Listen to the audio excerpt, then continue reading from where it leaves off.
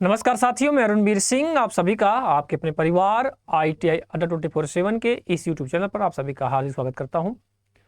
साथियों, आपको एक सूचना देना था। हमारे JSSC के जितने भी एस्पिरेंट्स थे, जिन्होंने भी स्ट्रीट लाइट इंस्पेक्टर का फॉर्म भरा था और साथ ही साथ में जिन्होंने JEE का भी फॉर्म भरा था, तो एक नोटिस आई थी। हालांकि मैंने इसका एक शॉर्ट वीडियो पहले से अपलोड कर दिया था, लेकिन फिर भी कई बच्चों का मेरे पास मैसेज आ रहा था, सर मेरा फॉर्म रिजेक्ट हो गया, हम क्या करें, क्या मौका इनको देना चाहिए।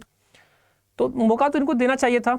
हालांकि उन्होंने अभी तक कोई नोटिस के फिलहाल अभी जारी नहीं किया। अगर मान लीजिए इसको फॉर्म फिलअप करना, जैसे मान लीजिए जिन्होंने सिग्नेचर अपडेट नहीं किया, अगर जिन्होंने पैसे पे कर दिए थे, तो उनको तो मौका देना चाहिए था। लेकिन अभी फिलहाल कुछ कहा नहीं जा सकता, देंगे या नहीं देंगे अभी तो आयोग के ऊपर डिपेंड करता है। फिर भी मैं कुछ कारणों पे उन्होंने निकाला भी है कि ये नोटिस रही और इसकी वजह से हमने फॉर्म को रिजेक्ट किया। जैसे क्या हुआ कि कुछ बच्चों ने आवेदन किया, आवेदन करने के बाद उन्होंने आगे का प्रोसेस नहीं बढ़ाया, तो इसलिए उनको रिजेक्ट किया। इसके अलावा जिन्होंने फ़ोटो अपलोड नहीं किया, सिग्नेचर अपलोड नहीं किया, या फिर किसी ने SC ST का था वो जात प्रमाण पत्र लगाकर अपना जनरल में कैटेगरी में चले गए, तो हालांकि उनका जो डेट उन्होंने दिया था कि वही 19 तक आप उसको क्या कर लीजिए, सबमिट करके सुधार कर लीजिए। लेकिन इसके कारण और भी कई रीज़न हैं कि मतलब भाई आपने कैसे किया। और अगर आप लोग पढ़ने वाले बच्चे हैं तो इन सब छोटी छोटी चीज़ों पे ध्यान देना चाहिए मेरे भाई, है ना। अगर आप ऐसे ही मिसिंग करेंगे और इन चीज़ों पे अगर ध्यान नहीं देंगे तो भाई आपको परेशानी तो होगी ही होगी, है ना।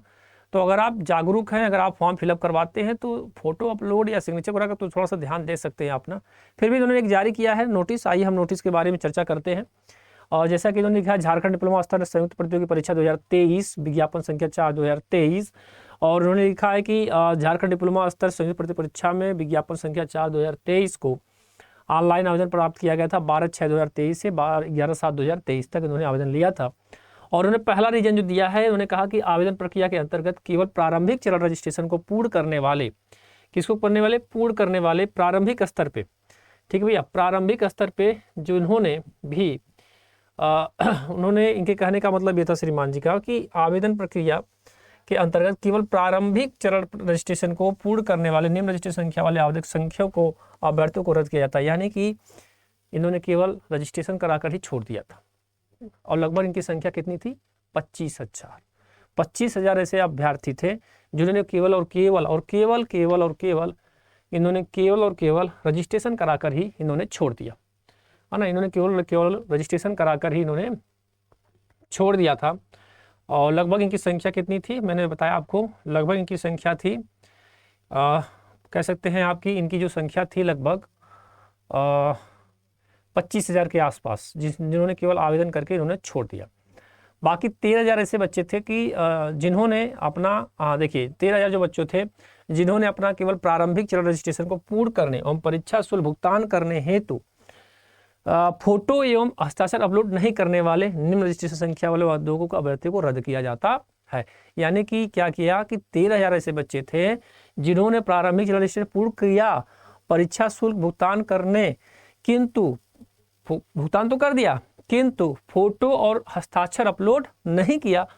लगभग 13,000 ऐसे बच्चों को उन्होंने निरस्त कर दिया। बाकी 400 कुछ ऐसे बच्चे थे कि मतलब अभी है नीचे, शायद आई थिंक है 108 पे, हम देखते हैं। आइए क्या था उसका रीजन, है ना। तो भाई ये कारण है आपके पेपर जो आपका अगर निरस्त हुआ है तो ये रीजन है कि आपका निरस्त होने का। तो भाई आप जागरूक हैं, ये आपकी नैतिक जिम्मेदारी बनती है कि आप इन चीज़ों पे पहलू पे ध्यान दीजिए श्रीमान जी, है ना। और अगर आप जागरूक होकर अगर आपसे त्रुटि होगी तो फिर कैसे काम चलेगा मेरे भाई, ये अच्छी बात नहीं है ना भैया।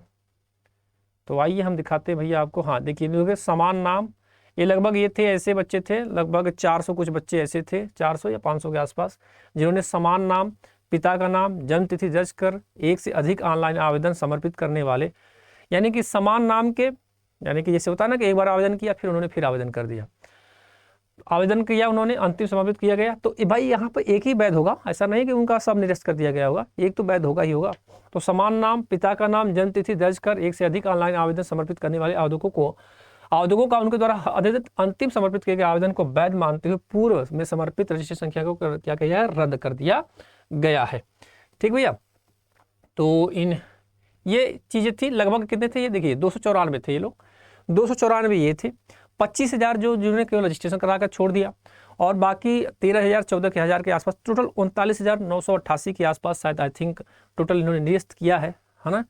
जो निरस्त हुआ है वो लगभग आपका 39,000 के आसपास निरस्त हुआ है। तो अब देखिए, अब जिन्होंने रजिस्ट्रेशन किया है वो तो फॉर्म भरेंगे या ना भरेंगे, लेकिन जिन्होंने भी अगर भुगतान कर दिया है या फिर अगर उनका सिग्नेचर अपलोड नहीं हो पाया या फिर फ़ोटो अपलोड नहीं हो पाया, तो मौका देना चाहिए, मेरा मानना है। बाकी अब आयोग के ऊपर डिपेंड करता है कि वो क्या करता है। बाकी आप बहुत इन चीज़ों पर छोटी छोटी गलतियां मत किया करिए। अगर आप फॉर्म फिलअप करते हैं तो आप इस पर ज़रूर देखा करिए कि आपने क्या ये सही किया कि नहीं किया। तो बस आपको यही बताना था कि क्या रीज़न रह गया कि आपका फॉर्म रिजेक्ट हुआ।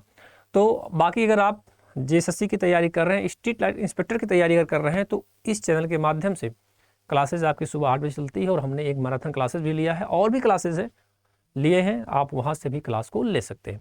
तो बस एक छोटी सी इन्फॉर्मेशन आपको देना था। मिलते हैं एक और नए वीडियो में, तब तक के लिए राम राम, जय हिंद, जय भारत।